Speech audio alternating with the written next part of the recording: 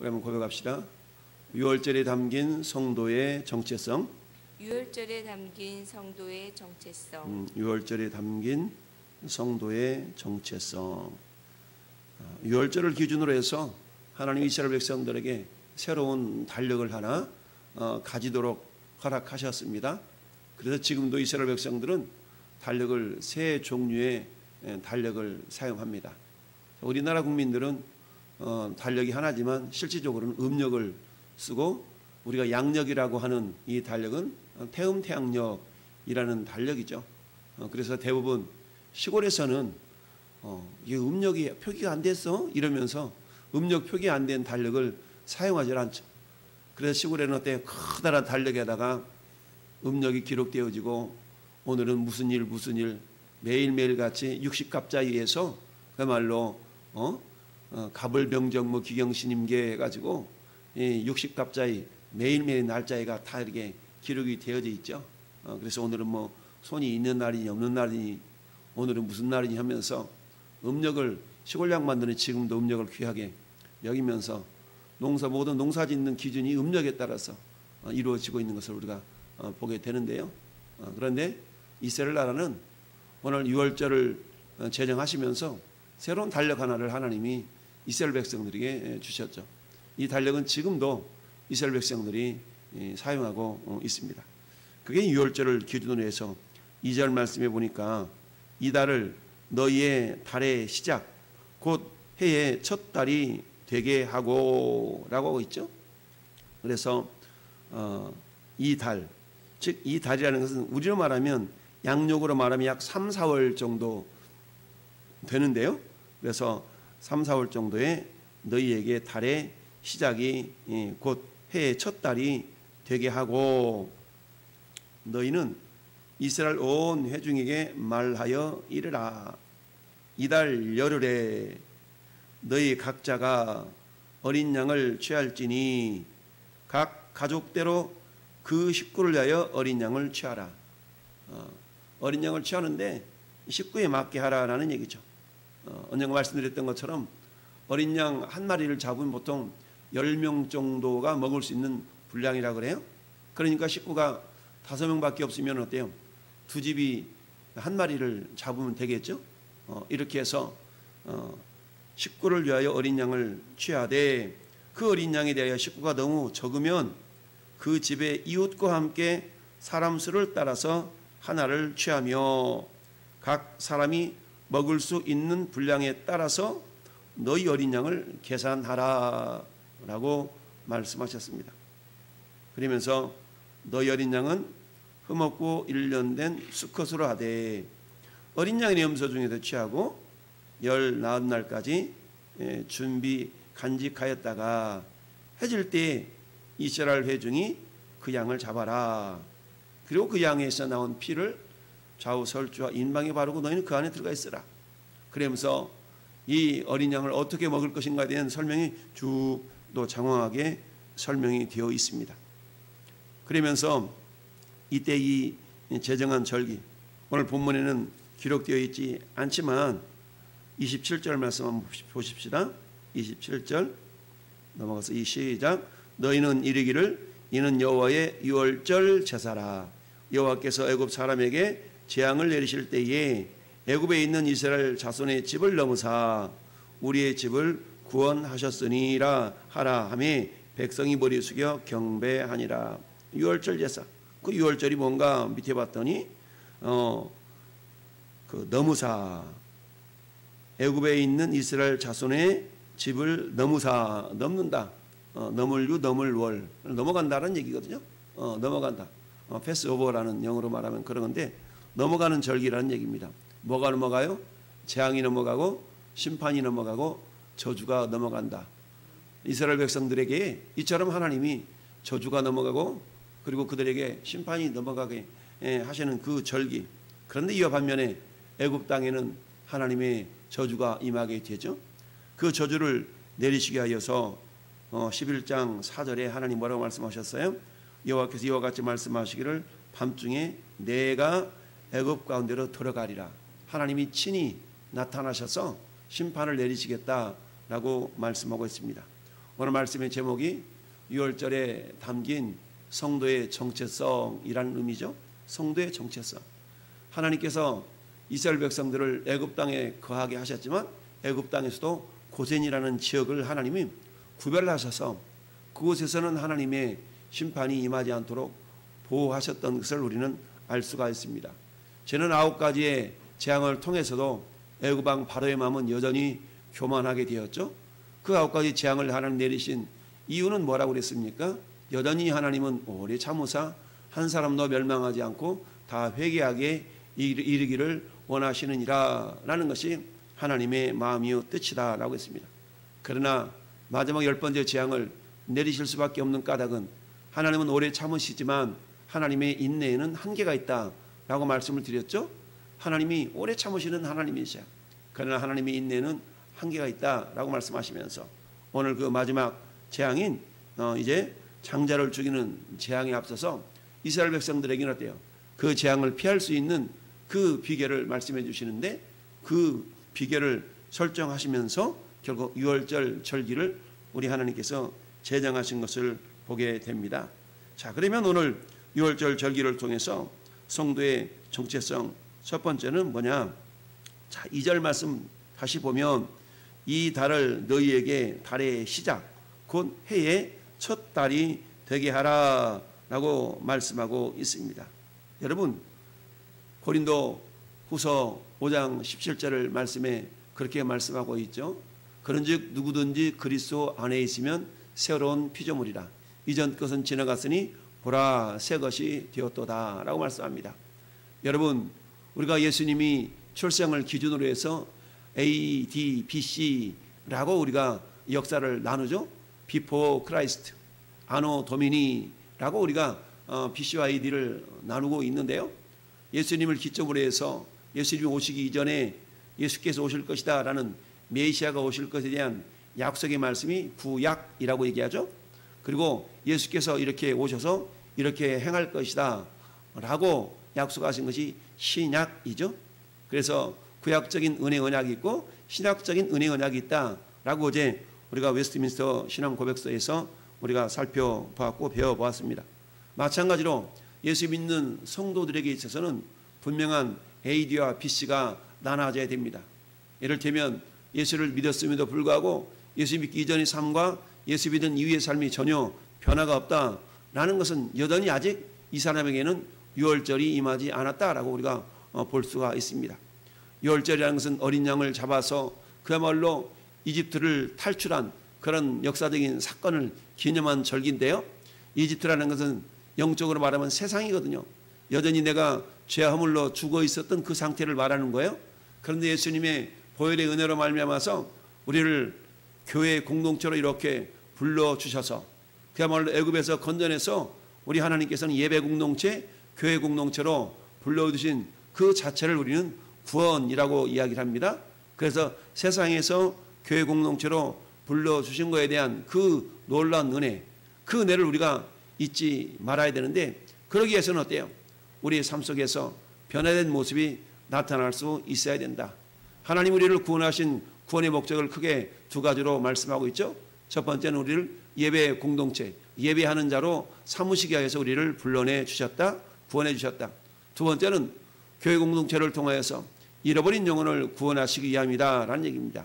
여러분 이처럼 우리를 하나님을 예배하는 예배 공동체 또한 하나님께서 우리를 통하여서 잃어버린 영혼을 구원해내는 구조 요원, 구원선 역할을 감당하도록 우리를 하나님이 자기 자녀 삼아 주셨다라고 우리가 배우고 있습니다. 그런데 하나님의 자녀요, 하나님을 예배하는 예배 공동체요, 구조 요원으로서 우리의 삶을 살아가기 위해서는 근본적으로 뒤따라야 될 것이 뭐냐면 따라서 우리 삶의 변화. 그렇습니다. 우리의 삶의 변화가 없으면 안 됩니다. 삶의 변화가 되었다는 얘기는 우리 인격이 변화되었다는 얘기죠. 왜냐하면 예수님을 알지 못했을 때에 우리의 인격이라는 것은 그야말로 사단에 의해서 지배받았던, 다스림받았던 인격이죠. 그러나 예수님을 믿고 하나님의 자녀가 되었다는 얘기는 이제 내 인격이 성령의 지배를 받는 인격이 된 거예요. 전혀 소속이 다르다는 얘기입니다. 그렇기 때문에 예수를 믿었음에도 불구하고 그야말로 그 인생에 BC와 AD가 분명하게 나눠지지 않다 그러면 여전히 이 사람은 아직 거듭나지 않았다라고 우리가 생각해 볼 수도 있다라는 이야기입니다. 따라서 첫 번째, 이 달을 너희에게 달의 시작 곧 해의 첫 달이 되게 하라라는 얘기는 내가 유월절을 통하여서 내 인생에 첫 달이 있는가, 내 인생의 첫 달이라고 여길 수 있는 그런 내 삶의 변화가 있는가. 우리는 흔히 그렇잖아요. 아, 저분 저 사람 예수 믿고 많이 변했어요. 아, 저 양반 교회 다니면서부터 아주 많이 변했다니까 라고 우리가 그런 소리를 들을 수 있다면 이 사람에게 있어서는 유월절 절기가 임했다라고 우리가 볼 수가 있는 것이죠. 그래서 에베소서 4장 22절에 이렇게 얘기합니다. 너희는 유혹의 욕심을 따라 썩어져가는 구습을 따르는 옛사람을 벗어버리고 오직 너희의 심령이 새롭게 되어 하나님을 따라 의와 진리의 거룩함으로 지으심을 받은 새 사람을 입으라. 할렐루야. 새 사람 입으라는 얘기입니다. 여러분, 우리가 복장을 통해서 그 사람의 신분을 어느 정도 파악할 수 있지 않습니까? 군복을 입은 사람을 군인이라고 합니다. 법복을 입은 사람을 우리가 법관이라고 얘기합니다. 경찰관은 역시 제복을 입을 때 아, 저분이 경찰관이구나 라고 알 수가 있는 것처럼 우리 주님 우리를 향하여서 새 사람을 입으라, 새 사람을 입으라. 이스라엘 백성들이 유월절 절기를 통하여서 전혀 다른 절기, 전혀 다른 달력을 하나님이 제정해 주신 까닭은 뭡니까? 그 달력을 볼 때마다 그렇지, 우리 이렇게 하나님으로부터 구원받고 하나님 은혜에 구원받은 전혀 다른 새로운 피조물이야 라는 것을 잊지 않고 살아가도록 하시기 위해서 유월절 절기에 새로운 달력을 제정하기를 하나님이 명령하셨던 것입니다.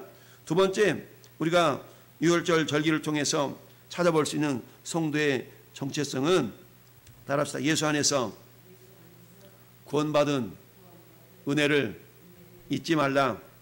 그렇습니다. 예수 안에서 구원받은 그 구원의 감격을 잊지 말아야 된다라는 이야기입니다. 여러분, 430년 동안 애굽에서 종살이 하다가 하나님의 은혜로 말미암아 구원받았으니까 이 구원의 은혜를 잊을래야 잊을 수가 없는 것이죠. 잊을래야 잊을 수 없는 겁니다. 그렇지, 우리 조상들이 그야말로 그 옛날에 400여 년 동안 애굽에서 그냥 무노동으로 아니 무노동이 아니라 그야말로 무임금으로 그야말로 종살이했던 그런 세월이 있었는데 하나님의 은혜로 우리 모세 할아버지를 통해서 아론 할아버지를 통해서 구원받았대 라고 오고 오는 세대 가운데서 그걸 기억하고 있는 거 아니겠습니까? 이런 것처럼 전에도 마찬가지죠. 내가 예수님을 알지 못했더라면, 내가 교회를 다니지 않았더라면 내 인생은 영원한 지옥으로 떨어질 인생이었는데 우리 하나님의 은혜로 글쎄 나를 구원해 주셨지 뭐야. 나 같은 인생이 예수 안 믿었더라면 그야말로 나는 그냥 내 인생 아이고 그냥 말도 말어 이런 사람들이 많이 있죠. 이런 것처럼 우리가 하나님의 은혜로 구원받았음을 우리는 늘 잊지 말아야 된다라는 얘기입니다. 골로새서 2장 13절도 이렇게 합니다. 범죄와 육체의 무할례로 죽었던 너희를 하나님이 예수님과 함께 살리시고 우리 모든 죄를 사하셨다라고 말씀합니다. 예수님과 함께 우리가 죽고 예수님과 함께 살아난 자가 되었음을 우리는 잊지 말아야 됩니다. 여러분, 이 어린 양은 예수님을 상징하고 있는 거 아니겠어요? 그래서 계시록 5장에는 예수 그리스도를 이렇게 표현하고 있습니다. 계시록 5장 6절에 내가 또 보니 보좌의 네 생물과 장로들 사이에 한 어린 양이 서 있는데 일찍이 죽임을 당한 것 같더라. 5장 7절에도 그 어린 양이 나와서 보좌에 앉으시니 오른손에서 두루마리를 취하시니라. 5장 12절에도 큰 음성으로 이르되 죽임을 당하신 어린 양은 능력과 부와 지혜와 힘과 존귀와 영광과 찬송을 받으시기에 합당하도다라고 말씀하고 있습니다. 이 어린 양은 예수 그리스도죠. 그러니까 이 어린 양이 죽어졌기 때문에 그 피를 발라서 유대인들이, 히브리인들이, 이스라엘 백성들이 구원을 받았던 것처럼, 심판에서 제외됐던 것처럼, 여러분 그 피를 바른 그 집안에 들어있었던 모든 사람들은 그 사람의 신분이 어떤 사람이든지 지가 어떤 사람이든지 학력이 어떤 사람이든지 그것 때문에 구원받는 것이 아니라 피가 발라져 있다는 이 사실 한 가지로만으로 구원을 받았다는 사실이죠. 마찬가지입니다. 우리가 하나님의 자녀가 되고 그야말로 우리가 천국 백성이 된 것은 내가 잘났고가 아니라 내가 가방끈이 길어서도 아니요, 온전한 하나님의 은혜, 주님의 보혈의 능력 때문에 그렇다라는 사실을 알 수가 있습니다. 그래서 우리는 이러한 하나님의 은혜, 구원의 감격을 늘 잊지 말아야 된다라는 사실이에요. 자, 세 번째 유월절 절기를 통해서 우리 성도들이 가져야 될 정체성 중에 한 가지는 뭐냐? 자, 오늘 6절 같이 다시 한번 합독할까요?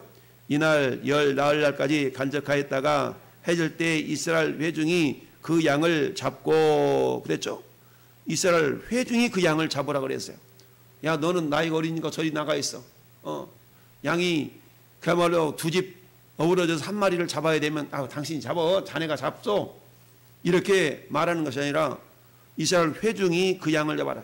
무슨 말입니까? 그 양을 잡는 데 있어서 서로 협력하라는 얘기거든요. 협력하고 빠지지 말고. 이걸 통해서 우리가 알 수 있는 것은 뭐냐?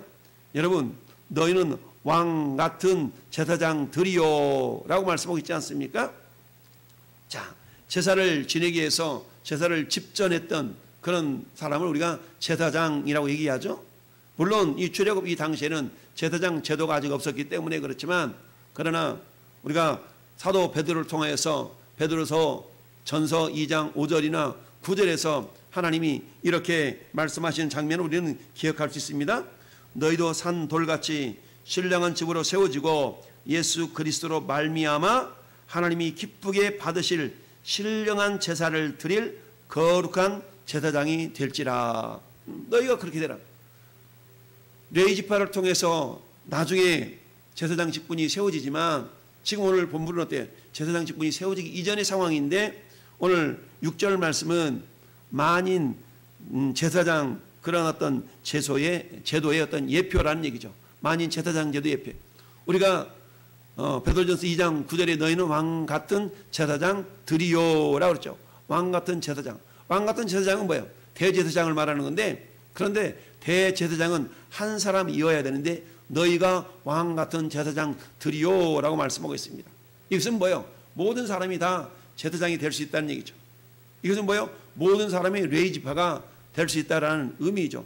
모든 사람이 하나님을 섬기는 사람이 되어야 된다는 얘기입니다. 다른 말로 말하면 이것은 뭐예요? 우리가 하나님을 섬김에 있어서 소수의 사람만 하나님을 섬기는 그런 자들이 아니라 교회 공동체 속에서 모든 사람들이 하나님을 섬기는 그런 사람들이 되어야 된다는 얘기죠. 또 다른 말로 말하면 뭐겠습니까? 신앙생활에 뒤로 빠져있는 사람이 있으면 안 된다는 얘기죠. 누구나 같이 함께 어우러져서 교회 공동체를 이루는, 그리고 하나님을 섬기는 그런 사람들이 되어야 된다라는 얘기입니다. 우리가 교회라는 것은 예수님의 몸이라고 그랬어요. 여러분, 우리 몸을 생각해 봅시다. 우리 몸이 그 어느 한 지체도 그 기능이 약화되어지면 정상적인 몸이 움직여지지 않고 정상적인 삶을 살아가는 게 굉장히 불편합니다. 교회 공동체도 마찬가지입니다. 예수를 이제 막 믿은 지 오래되었던 모든 성도들은 그야말로 저 변두리에서 변방신앙을 갖는 사람이 있으면 안 된다는 얘기죠. 누구나 다 같이 적극적으로 함께 참여해서 교회의 뜻을, 하나님께서 교회를 통해서 이루실 그 뜻을 이루어드리는 그런 교회 공동체로서 삶을 살아가야 된다라는 이야기입니다. 오늘 6월절 이 절기를 통해서 하나님 우리에게 주시는 다양한 뜻이 있지만 오늘 세 가지를 우리가 생각해 보았습니다. 첫 번째는 뭡니까? 내 삶에 분명한 BC와 AD의 삶이 있는가라는 것을 생각해 볼 수가 있고요. 두 번째는 그야말로 내가 거듭난 구원받은 은혜의 감격을 잊지 말고 우리가 살아가야 된다. 세 번째는 내가 왕 같은 제사장으로서 주님 없는 교회를 섬김에 있어서 내가 적극적으로 함께 참여해야 돼서 하나된 믿음의 공동체를 이룰 수 있어야 된다라는 사실입니다. 오늘도 우리를 유월절 절기를 통해서 성도의 정체성이 무엇인가를 우리에게 깨닫게 하신 그 하나님을 은혜를 기억하면서 오늘 하나님, 내가 왕 같은 제사장으로서 주님이 나를 그 어두운 데서 불러내신 하나님의 아름다운 덕을 선포하는 그런 제사장 역할을 감당할 수 있도록 주님 나에게 믿음과 힘과 지혜를 더하여 주옵소서라고 이 아침도 기도하며 그렇게 살아갈 수 있기를 예수님의 이름으로 축원을 드립니다. 아멘.